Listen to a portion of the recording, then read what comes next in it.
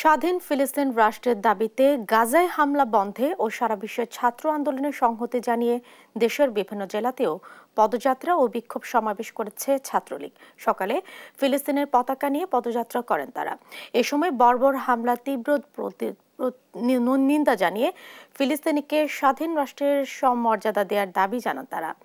প্রতিনিধিদের সহায়তায় desk report.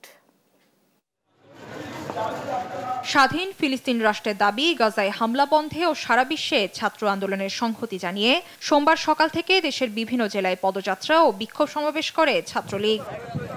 কেন্দ্রীয় কর্মসূচির অংশ হিসেবে ময়মনসিংহের আনন্দমোহন কলেজ শাখা ছাত্রলীগ জাতীয় পতাকার পাশাপাশি ফিলিস্তিনের পতাকা উত্তোলন করে। পরে পদযাত্রা ও সংহতি সমাবেশে সর্বস্তরের নেতাকর্মীরা অংশ নেন। ফিলিস্তিনের উপর বর্বরোচিত হামলার তীব্র প্রতিবাদ এবং ফিলিস্তিনকে একটি স্বাধীন রাষ্ট্র হিসেবে প্রতিষ্ঠার দাবির জন্য আজকে আমরা ছাত্র সমাজ একত্রিত হয়েছি। সারা বিশ্বে ছাত্রদের যে আন্দোলন তার সাথে সংহতি প্রকাশ করছি এবং কি আমরা চাই ফিলিস্তিনি একটি স্বাধীন রাষ্ট্র হিসেবে পৃথিবীর বুকে মাথা উঁচু করে দাঁড়াক। এদিন স্বাধীন ফিলিস্তিনি রাষ্ট্রের স্বীকৃতির দাবিতে পতাকা উত্তোলন ও বিক্ষোভ মিছিল করে যশোর জেলা ছাত্রলীগ। ফিলিস্তিনের পতাকা উত্তোলনের মধ্য দিয়ে আমরা আজকে ফিলিস্তিনের স্বাধীনতার প্রত্যাশা করছি। একই দাবিতে সকালে ফেনী সরকারি পাইলট হাই স্কুল মাঠে ফিলিস্তিনের পতাকা নিয়ে পদযাত্রা করে জেলা ছাত্রলীগ। এ সময় ছাত্রনেতারা ফিলিস্তিনকে স্বাধীন রাষ্ট্রের মর্যাদা দেওয়ার দাবি জানান। ফেনীতে প্রায় 1000 ফুট পতাকা ফিলিস্তিনের প্রতি সমর্থন জানিয়ে স্বাধীন ফিলিস্তিন রাষ্ট্রের সমর্থন জানিয়ে আমরা আজকে একটি পদযাত্রা করব এবং ছাত্র সমাবেশ করছি। পিরোজপুরের শিক্ষা প্রতিষ্ঠানে জাতীয় পতাকার পাশাপাশি ফিলিস্তিনের পতাকা উত্তোলন করে ছাত্রলীগ। সেই সঙ্গে ফিলিস্তিনের উপর ইসরায়েলের বর্বর হামলার তীব্র নিন্দা জানান।